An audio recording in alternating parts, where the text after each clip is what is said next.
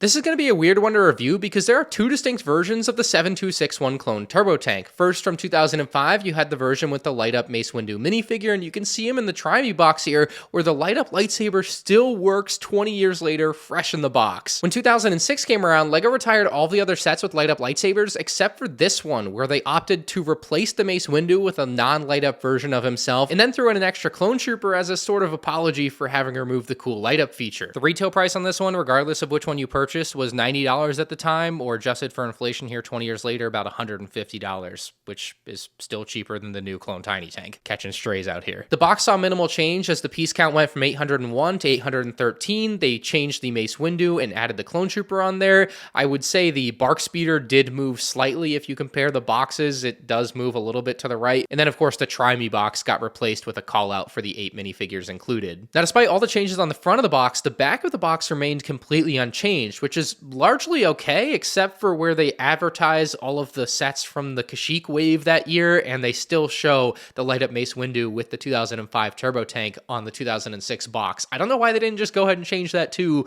while they were at it with everything else. Anyway, the rest of the back of the box shows off your play features on the Turbo Tank, as well as some pretty wild alternate builds that we won't be getting into in this video. Now, growing up, I had the 2006 version of this Turbo Tank, so to tell you I'm excited to unbox both of these at the same time would be an understatement. It's been a long time coming, and I can't wait to see the differences. And so here we are 20 years later, and nearly 20 years later, and we're going to unbox both of these and see what the differences are between the unboxings because of the different contents of each box. All right, so cutting the tape on 2005 first, 1, and tape seal number 2 here. We'll go ahead and cut the tape seals on 2006. Oh, I'm just doing it quick. I don't even want to think about it.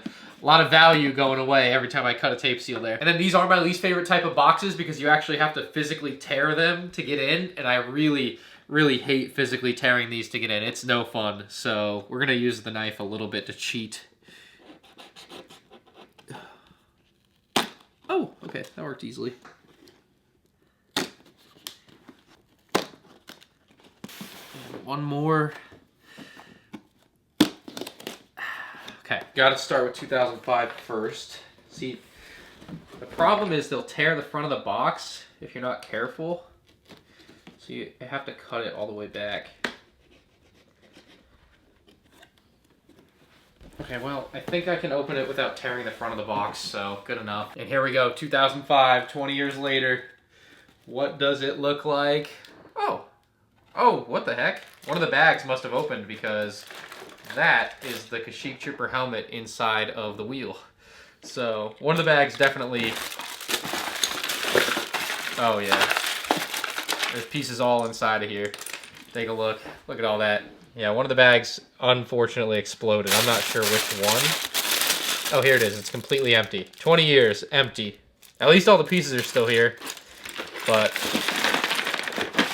looks like they tore up the instruction manual a good bit, unfortunately. But you can see there's this cardboard insert that is going to hold your plastic insert that holds your light-up minifigure and your extra Clone Trooper. Little red backing on a piece of paper or cardboard or something there to make it pop on the box, but that is exactly how that is done inside of this box, just a completely separate insert, and then all the parts are otherwise held very normally in here with all the loose wheels and such. So that is 2005's box inside. And here we are with 2006. Let's take a look at what we got inside of this one. So much more simple, right? No cardboard insert, no minifig insert. The instructions are in much nicer shape because there weren't a bunch of loose parts inside of the box. And yeah, all of our bags inside of this one survived, I guess, just by random chance.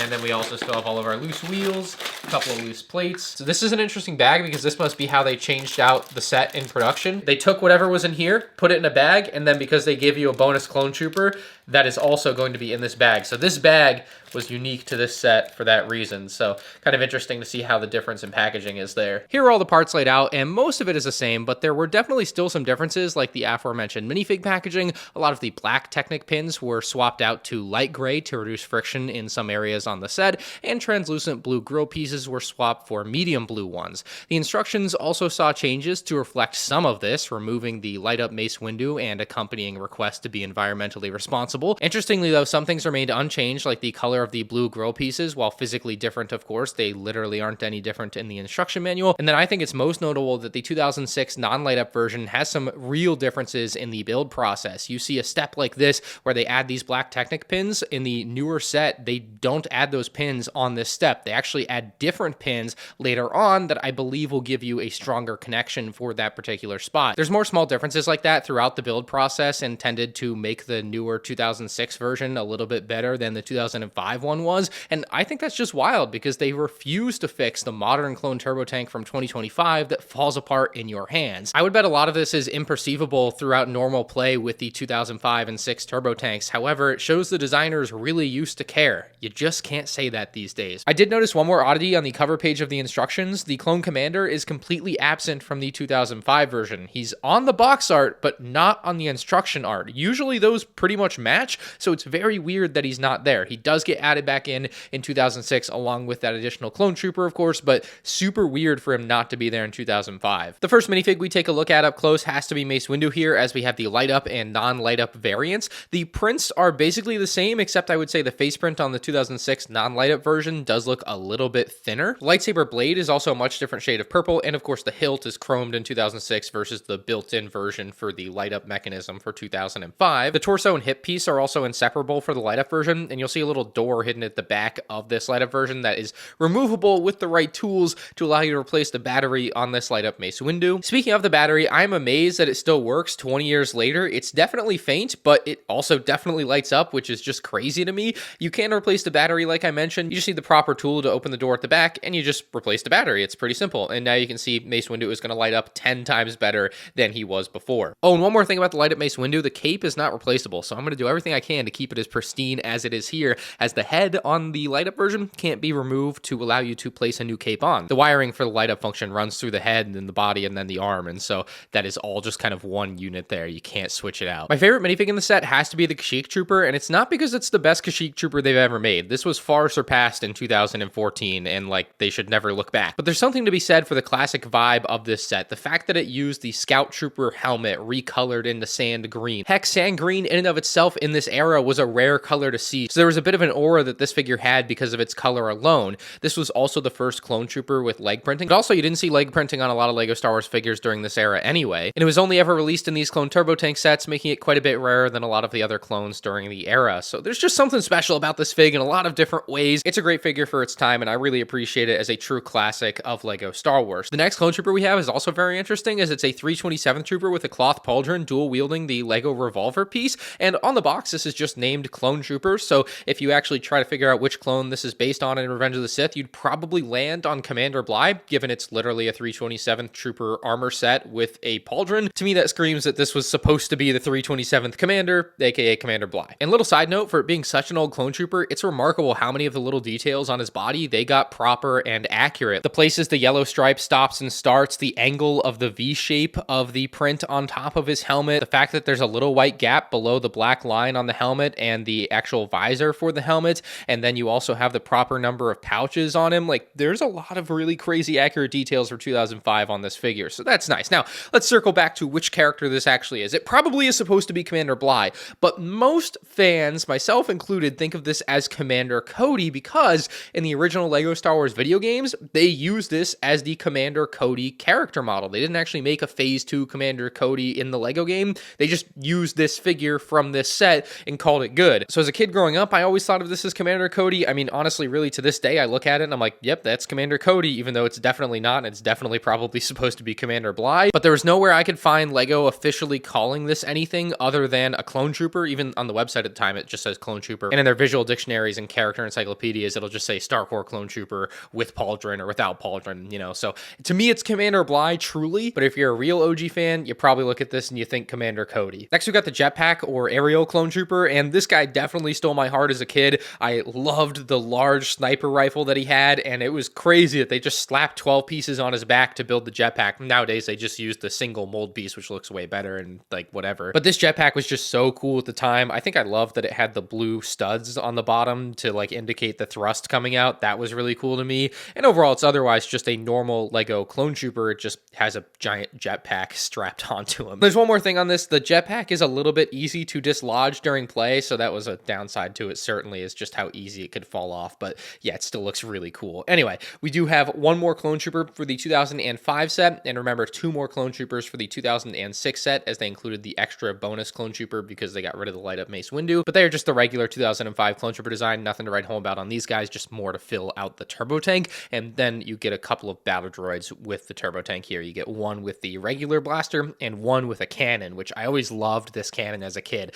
There's a small difference too between the cannons for the 2005 and 2006 versions, as you'll see a more translucent orange piece used in the 2006 version. I don't know if I have a preference here per se, but the 2006 version is definitely a little bit less vibrant feeling. So I look at these 2005 and 6 turbo tank figure selections as extremely unique. I think on their face, if you don't know what you're looking at, it doesn't feel like they're that special. It's like, okay, it's some Clone Troopers and Mace Windu and some battle droids. But even though at first glance it feels that way, there's a lot of uniqueness to these figures. And part of that is spurred on by the fact that this would have been made during the development of Revenge of the Sith. So some of it's even based on concept art, and they wouldn't have known which figures were supposed to be on Kashyyyk. So that's why you end up with the Kashyyyk Trooper and the battle droids really technically being the only ones that should be here, and the rest of them should have been somewhere else in another set. But of course, it's nobody's fault because this was being developed during the development of the movie, and so it's hard to get things like that right sometimes. So they get a pass. I've really enjoyed looking back on these guys here, but it's time to get into our builds, starting with the legendary BARC Speeder. This thing is absolutely gorgeous. I think still to this day, it is my favorite Lego clone speeder bike. They really have yet to surpass it to me. I mean, there's been some really good ones, but this one, the classic vibe, and the fact that it's so good for 2005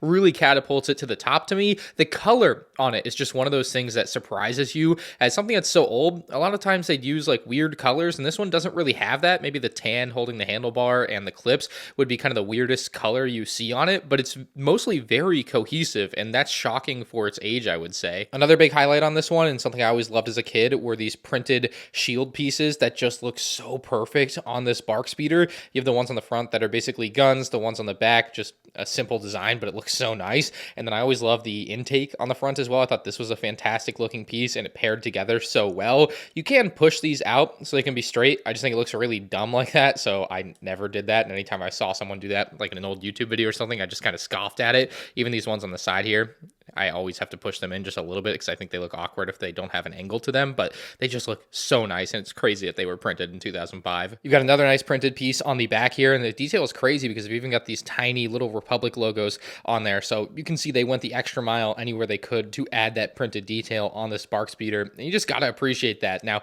you've got the main weapons here, just some blasters, nothing really fancy. That's not like an actual function with spring-loaded shooters or flick-fire missiles or anything, but that's another thing that helps this BARC Speeder just look so good, is that it didn't have to give up anything to add like a random play function like that. Like, this was still good enough without the play function. Of course, we've got a seating area for your scout trooper. You can sit right there, and you can push the handlebars in a way that allows him to hold on to them. So I always loved that. That was very cool, and he looks so dope on there. You just gotta love how that sand green contrasts with the rest of the color on the speeder bike, and it just works so perfectly to me. Looks amazing. The final detail here is the translucent blue thrust on the back, and it's actually what they ended up changing in 2006. You can see it matches the blaster color, which I think is nice, but with the 2006 non-light-up version of the set, they use medium blue, which I think just simply looks worse than the translucent blue. It obviously doesn't match, and yeah, it's a different color that I don't like, and I just don't see the rationale for the change. It's definitely a slight downgrade. Regardless of which version you're looking at or have in your collection, they are both fantastic speeders, and Lego Star Wars really nailed it on these ones. It's crazy how good they are.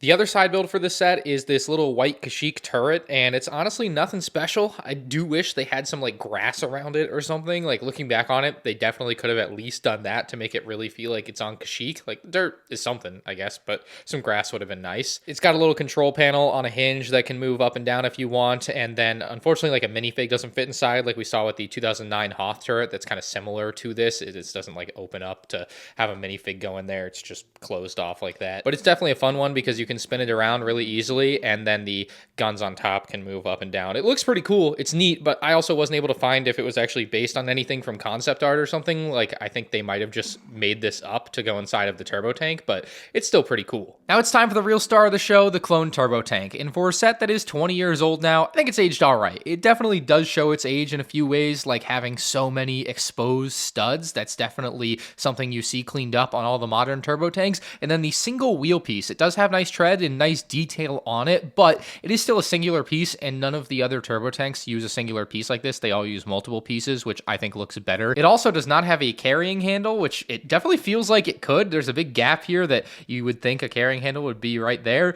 but yeah, there's no carrying handle, and the 2025 turbo tank, to be fair, doesn't have a carrying handle either, so maybe not a big miss here from 2005. It is just a bit of a flimsy model in a few ways. You can see this front section pretty loose on the front there, or the back. This is the back of the turbo tank to me. It's otherwise a sturdy enough feeling model. Like, it's got a nice Technic frame to it. You can see some of that through the paneling, which is nice. So it does have some strength to it, but there are still some very, very weak points that you have to be careful of, because you could just break this thing if you lift it up the wrong way, much like the newer turbo tanks. So for all of those simple faults, I think there are still some ways where this set is ahead of its time, and that starts with its suspension system. You can see it rolls very well. It's very smooth here on my wooden table. It also rolls very well on carpeted surfaces, always a very enjoyable play experience. Doesn't really matter which surface you're on, but it does have a great suspension system, and part of that is the spring piece in the middle there, so that pushes the turbo tank back to the center pretty much every time that you push it down to one side or another. Just goes right back to the center,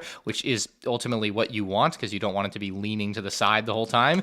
You want it to roll straight when you let go, maybe, and not just go in circles. So as you're pushing this thing along and playing with it, if you do want to turn it, you can push it to the right, it'll turn to the left, and if you push it to the left, it'll turn to the right. So it is a little counterintuitive at first, takes a minute to get used to, but it's a very fun one to play with. It's a very responsive roll. It feels very nice to move around and spin around. A little flimsy at that, I would say. Like, it's scary. It feels like it's just going to break, but it's not really. But I would say the movement on this turbo tank is really fantastic, and it's something they really haven't been able to make much better in more modern turbo tanks. They really figured it out here the first time. Now, taking a look at the armor on the turbo tank, I think this is an area they did very well on, considering the set's age and the fact that it was based on concept art. So you've got some things that I think are missing, like the missiles on the side of the turbo tank. Those would have been nice, but there's other details like the lights that are yellow to represent that they're lights, even though, like, as a kid, I definitely considered those to be guns, but I'm pretty sure those represent the lights more than guns. Now, while it's not all 100% accurate, the dark red markings that are mixed in definitely add the nice splash of color that this turbo tank needs, and then there's even some dark green mixed in around the windows, which I think from looking at the movie shots, I can see where they were coming from on that, but it definitely is not what it needs accurately. You can see the same idea represented on the other side of the turbo tank here, where that dark green only really clusters around the translucent windows on the turbo tank, which are just on the plates. You can't actually see through into the turbo tank on this, but very understandable for the time, of course. Both the front and the back of the turbo tank have these cannons. They can be moved independently downward to point lower at the ground at some more droids. The top of the turbo tank is going to have some more weaponry and play functions, starting with this turret at the back. It can spin 360 degrees. It's very free-flowing in that way, and then the actual cannon here can be moved all the way up or all the way down, about a 90-degree range of motion there, and it definitely looks quite nice. On the top middle of the turbo tank, you've got this laser cannon here, which has a great range of motion and seems like it would work well as you spin it around and move it up and down. The problem is it is only attached with the single stud, and so just a little side-to-side motion will get this thing to come off, and I think that was a problem as I would play with it as a child. I'm sure this was one of the most easily lost pieces on this turbo tank because it just falls off fairly easily. So something that was definitely a downside to me as a kid, and still to this day doesn't work the greatest. Towards the front of the build, we've got the crow's nest here, and I still think to this day it's the best designed crow's nest that we've had on a turbo tank, and I really don't think we'll see a better one unless we get a UCS version of a turbo tank. It just worked so well. It matched the shape very well, and it's got the space for the minifig to sit inside here. Of course, they fittingly included this Clone Trooper with the binoculars as his main accessory so that he can sit on top of the turbo tank and look out for any of the droids invading Kashyyyk to attack attack the Wookiees. And yes, it does more, as you can lift it into the air, and then if you actually just let go of it, it'll drop down. Sometimes it'll fall down nicely like that, sometimes more disastrously like you see here. But the real function is that you lift it up and turn it until you hear a loud clicking noise, and then you know that it's in position to stay in the air without having to be held up. And so it can look very cool with the Clone Trooper way up in the sky looking for the droids like that. And then when you want to bring it back down, you turn it until you hear the clicking noise again, and then you drop it back down. Very simple. Now, below the crow's nest is what I consider to be one of the weirder play features on a Lego Star Wars set ever. Like, I just question why this is even here. It's so odd to me, but you can literally twist this piece out of the way, and now you have a hole in the top of your turbo tank. And then you're supposed to take one of your clone troopers, drop them in the hole like this. They literally get held up by their arms, so they aren't going to be standing on anything inside of the turbo tank. It's like they're floating there in a way, and then they're now part of the turbo tank's weapons, I guess. Like, he can shoot from there or whatever. Like, it's a really weird play feature. It's kind of cool in that way that it's so weird. I suppose I can think of similar play features where you pop a minifig into the top of the ship through a hatch like this, but just the fact that he's floating and the fact that it's just a gaping hole in the top of the turbo tank otherwise, I think is very unique. So that's pretty much all the fun stuff on the outside of the turbo tank, and so it's time to crack it open and see what's inside of this turbo tank. And this very front section opens kind of weirdly to me. You got the front panel, which drops down like you would expect. The side panels can be opened, but I don't think they really offer you any benefit as far as access to what you have for interior here. The full top panel cannot be opened. There is a piece here that's hitting it, and even if it could, you could only open it just one little bit because the plate would hit the back anyway. So you just have this small little section here that can be lifted and opened to allow you to place the minifig in there. Now, because this was kind of a special area, I would always place Commander Cody here as a kid and consider him to be piloting the turbo tank from here, even though there's no control panel or anything anywhere. It just feels like it's where the pilot's going to be. So you can close that up, and then you can close this top piece down, and it will no longer close all the way because your clone trooper's in there peeking out like that. So it's kind of bad in that way that you can't literally close it all the way while you have a figure in there, but it's equally cool that the figure is peering out the way he does with this just slightly opened. And it gets a little bit cooler, if you will, because you can actually lift him up, and so now he can be peeking out way higher. Thinking back on it, I don't really remember making use of this feature a lot as a kid. I remember a lot of other things about this turbo tank being really cool to me, but this in particular,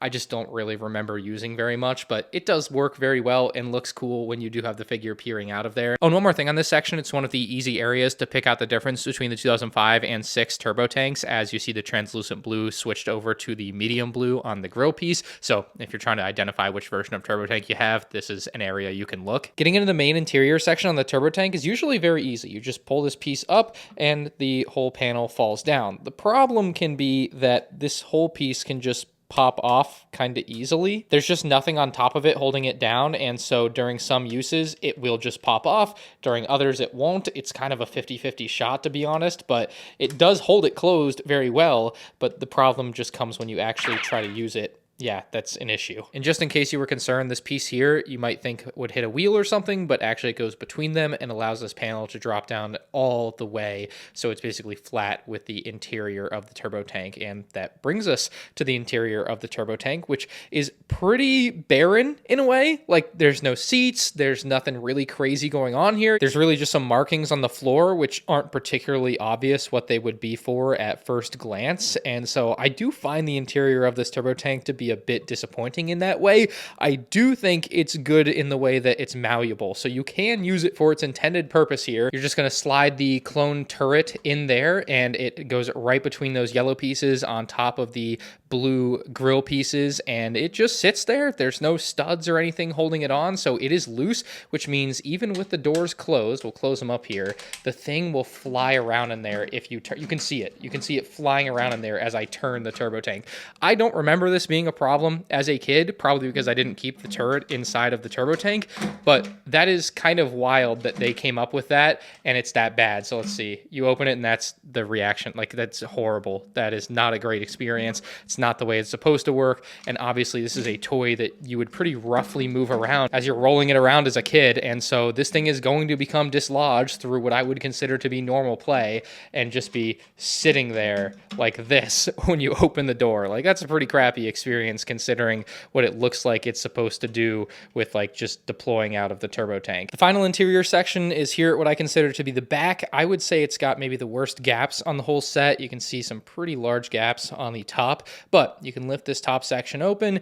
You can open the side panels just slightly, and then the front will drop down all the way, giving you great access to a couple of seats there. So this is definitely a nice area to place down a couple of your clone troopers. One at the back, one at the front, and then you have a couple of extra weapons stored back here as well with those translucent blue studs on the tip, so you can close that up just fine. They'll fit in there. It's not like the other side where it stops the roof from closing all the way. That's not a problem here. You'll see for the black Technic piece holding the tan piece to the body, it now uses a much larger piece that should give a much stronger connection. Deeper in the build, you're going to see that same thing repeated as a regular Technic piece is here in 2005, and in 2006 it was replaced with one of those larger and I assume stronger connecting pieces. And pulling on this top gray Technic piece shows why using that larger Technic pin at the bottom is important, as on the 2005 model you can basically pull the dang thing off, versus the 2006 model it feels much more sturdy. Now there are some other subtle differences between these turbo tank builds, like a lot of the black Technic pins being switched to light gray Technic pins, which changes the friction on them, but none of that really changes how the model looks externally. They were all just really small stability updates, which all worked very well to make it a slightly better turbo tank in 2006 than we saw in 2005. Now I'm curious what y'all would pick, so comment down below, but if I had to pick between the 2005 and 6 versions of this turbo tank and I could only ever own one, I would lean to 2005 simply because it has the better version of the BARC Speeder with the translucent blue color. I just think that looks nicer than the medium blue color. And then the bigger reason, of course, is the uniqueness of that Light-Up Mace Windu. While I do think the 2006 non-Light-Up Mace Windu looks better, there's just something about collecting that unique version of Mace Windu that lights up that we will never probably ever see again that really gets you. And I do think it was very interesting and frankly cool of Lego to include that extra clone trooper in the 2006 version when they removed the light up function, because frankly they could have just not done that and put it out with a non-light up version and just called it good, but they didn't. Lego truly lived up to their motto, only the best is good enough, when transitioning to that 2006 set, and including like the changes that we see for the stability upgrades. They did a lot for that 2006 version. Just looking back on it has to amaze you. I really appreciate what they did for 2006, but as like a collector and hardcore fan, 2005 is where your heart is. Either way though, the 7261 Clone Turbo Tank is a legendary set that I would recommend to any fan or collector out there that finds it interesting. Of course, it's going to be expensive on the secondary market. That's unfortunately how these sort of things work. But if you can't afford it, if you like it enough, it's definitely worth having in your collection and putting in a display case to make sure it stays clean forever. It's a beautiful set that really captures the vibe of Lego Star Wars in 2005. Plus, the minifigs are amazing. I just don't think you can go wrong picking this one up, even though it's 20 years old. To me, because I had this set as a child, the nostalgia is there. It is perfection. It is a 10 out of 10. I see it does have flaws, of course, but I mean, yeah, it's a beautiful set. So let me know your thoughts on it in the comments section below if you enjoyed. Hit the like button, and you can check out more 2005 or 2006 Lego Star Wars set reviews on the end screen now.